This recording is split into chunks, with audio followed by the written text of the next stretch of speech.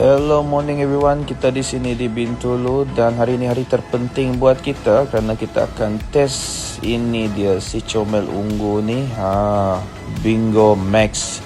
Kita test jarak sederhana, mungkin agak jauh jugalah Bintulu Sarike. So kita di Bintulu, cuaca baik dan menarik, mungkin kita boleh test kenderaan ini, ambil gambar nanti. Dan jika kita lihat, kita zoom saiz kenderaan ini, kita zoom bahagian depan dia, kita tengok bahagian belakang dia nanti. Dimensi kenderaan ini walaupun dia compact, saya ingat dia sekecil Kancil atau Viva. Rupanya boleh tahan juga besar dia jika dibandingkan dengan kenderaan di sekitar dia ni. Agak besar juga untuk kategori compact. So ya, buat masa ini kita rasa antara kereta EV yang cun juga untuk dicuba bagi yang baru nak mula berjinak dengan dunia EV.